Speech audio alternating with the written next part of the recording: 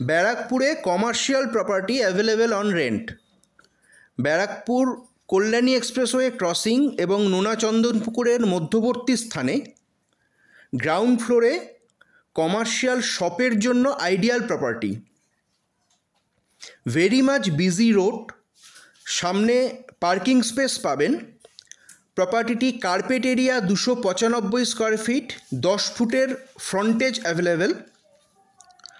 প্রপার্টিটির আশেপাশে প্রচুর branded showroom আছে, যে কোনো রকম শোরুম বা অফিস পারপাস ইউজ করতে পারেন।